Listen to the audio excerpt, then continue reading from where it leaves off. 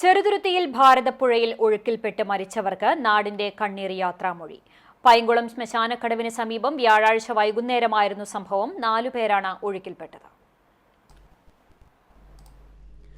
ചെറുതുരുത്തി സ്വദേശികളായ ഓടയ്ക്കൽ വീട്ടിൽ കബീർ, ഭാര്യ ഷാഹിന, മകൾ 10 വയസ്സുള്ള സെറ, ഷാഹിനയുടെ സഹോദരിയുടെ മകൻ ഫുവാദ് സനിൻ എന്നിവരാണ് മരിച്ചത്. കുടുംബാംഗങ്ങൾക്കൊപ്പം പുഴയുടെ തീരത്ത് വിശ്രമിക്കുന്നതിനിടെ സറ വെള്ളത്തിലിറങ്ങുകയായിരുന്നു. കുട്ടിയെ രക്ഷിക്കാനാണ് ഷാഹിന ഇറങ്ങിയത്. പിന്നാലെ കബീറും ഫുവാദ് സനിനും ഇറങ്ങി.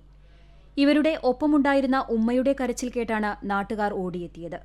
ആദ്യം ഷാഹിനയെ രക്ഷപ്പെടുത്തി നാട്ടുകാർ ആശുപത്രിയിൽ എത്തിച്ചെങ്കിലും ജീവൻ രക്ഷിക്കാനായില്ല. തുടർന്ന് 2 മണിക്കൂറോളം നടത്തിയ തിരച്ചിലിലാണ് ഫുവാദ് സനിനെയും പിന്നീട് കബീറിനെയും അവസാനമായി സറയെയും കണ്ടെത്തിയത്. ചെറുതുരുത്തിയിലെ സറ ബേക്കറി ഉടമയാണ് കബീർ. ചേലക്കര മേപ്പാട് ജാഫർ ഷഫാന ദമ്പതികളുടെ മകനാണ് ഫുവാദ് സനിൻ. പങ്ങാരപ്പള്ളി സെയിന്റ് ജോസഫ് സ്കൂളിലെ 7ാം ക്ലാസ് വിദ്യാർത്ഥിയാണ്. സറ ചെറുതുരുത്തി ഗവൺമെന്റ് LP സ്കൂളിലെ 4ാം ക്ലാസ് വിദ്യാർത്ഥിയാണ്.